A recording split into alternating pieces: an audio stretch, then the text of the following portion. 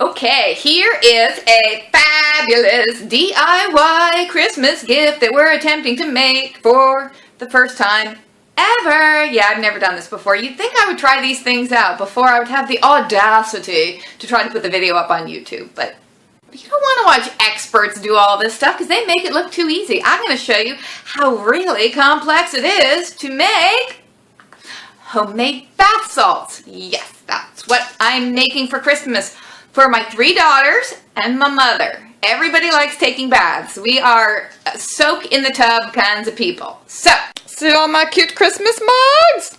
Here we go. In this bowl, I have 3 cups of Epsom salts.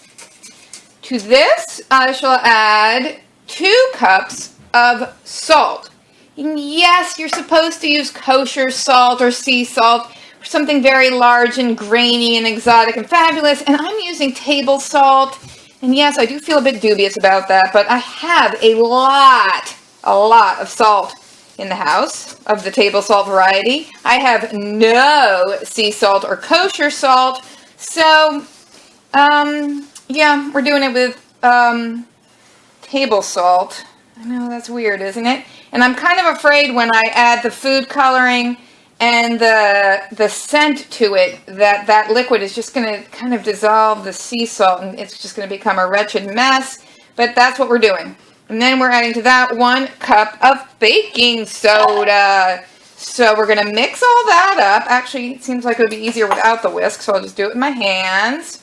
All right, so we'll mix with our hands. And then I'm going to divide it up and make some of it red and some of it green and keep some of it white so I can layer it in the jar and make it look Christmassy. I have to say it's kicking up this weird dust that's getting into my mouth and I'm really not enjoying the flavor. That's bizarre. I wasn't anticipating that.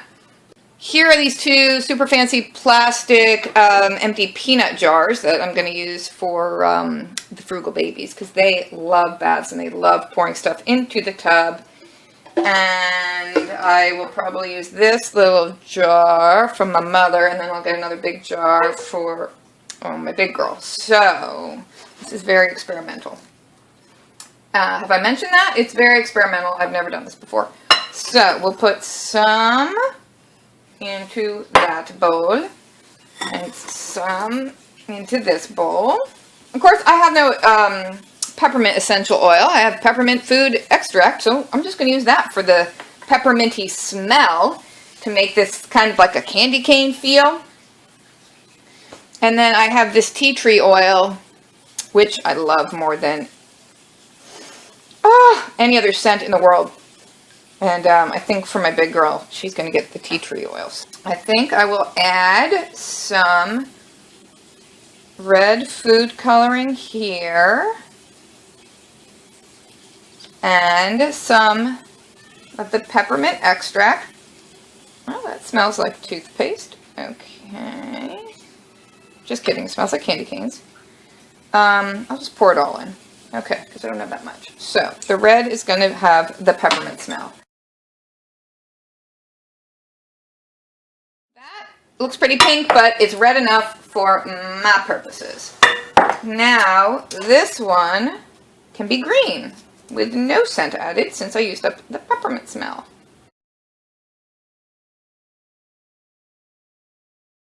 Alrighty, and now we're just going to layer it in the jars. And it's a wide mouth jar, so I don't really think I need a funnel. Doesn't mean I'm not going to spill, but there we go.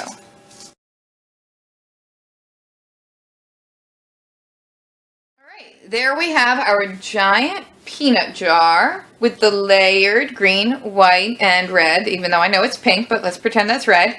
Peppermint smelling bath salt. That is so cool. And I'm surprised at how much it took to fill that. I need to mix up some more of the white. And we'll keep going, and then we'll figure out something cute for the lids. This is truly a quick and easy DIY gift that I think anybody would be thrilled to receive. Now we'll do my mother's jar. If you see her, don't tell her. And you'll know her because she looks like the Queen of England, but fancier. I'm pleased that putting the liquid food coloring and the peppermint in here didn't seem to dissolve the salt in a weird way. And I know table salt doesn't have all the fabulous mineral effects that sea salt would have, but I gotta say, if I was gonna go out and buy sea salt, I'd be cooking with it. I wouldn't be bathing in it. We're gonna make this batch blue with some tea tree oil in it.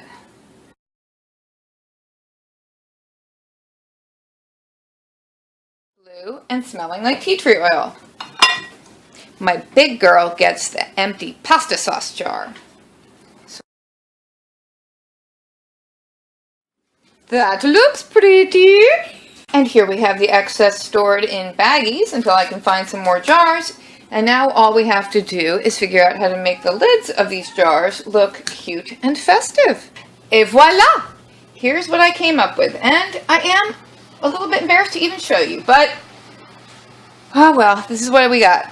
I covered the lids with some wrapping paper with a little Christmas tree, and then I had some satin blanket binding in my sewing box, and that binding is probably, I don't know, 50 or 60 years old. I think I kind of inherited it from my grandmother. So that's basically what we did. On this one I didn't put the binding around the edge because the lid of this jar is too,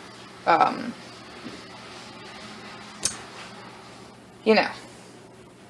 Yeah, that's what we got going here. The glue's still wet.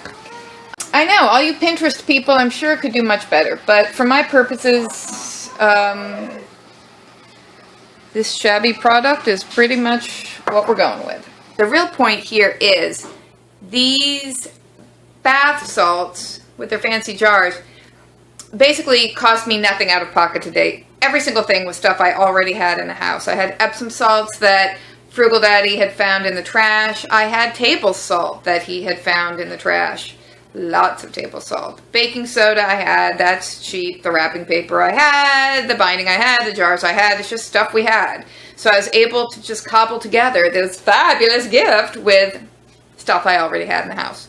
I'm almost too embarrassed to show this publicly. Almost. Alrighty, I have been feeling that my presentation for these is a little substandard. I tried making labels for the jars, but that just didn't really work out all that well.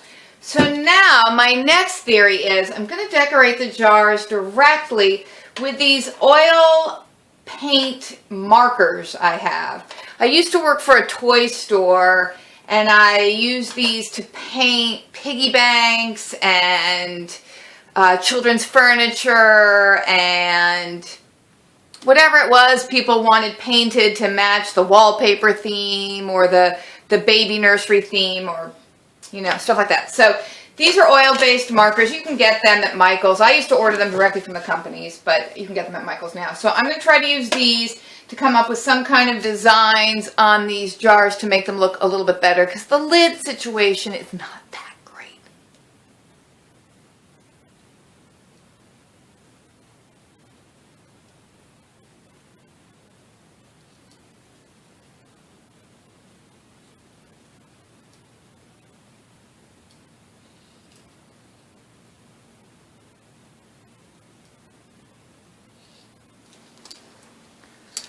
Look, it's a little Christmas tree.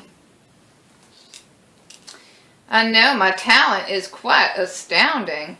If you want to try a project like this and then you find you make a mistake, it'll wipe off with Goo Gone.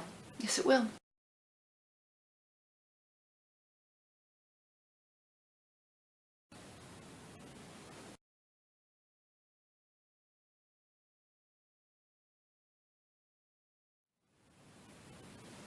Yes, I know I have red paint on my nose. Here are the final products. I don't really know if I've made them better or worse, but this is Neve's. So she gets some holly, candy canes, snowflakes, her name, more holly. How jolly. So there's Nevie Poo's. This is the one for my older daughter. Her given name on her birth certificate is not Snail, but that is what we have nicknamed her. We call her Snail. Of course, there's a whole long story behind that. So she gets the candy cane type letters and snowflakes. And then for Miss Autumn, she has the moon in the sky. She's got decorated Christmas trees out in the snow, and her name, and a little reindeer who has come across a snowman out in the wilderness. And he's saying, "Hello, snowman." I didn't jazz up the one from my mother because it's in a ball jar, and I just thought the fact that it said ball on it was fancy enough for her. So what do we think? Are those better or worse? Homemade Christmas gifts with junk I had lying around in the house. Oh yeah, oh yeah, oh yeah, oh yeah. It's Christmas when you ain't got no money. So there we have it, crafts that anyone could be truly proud of. If you haven't already, well, click to subscribe, give us a big old thumbs up below, leave your comments, and share on social media.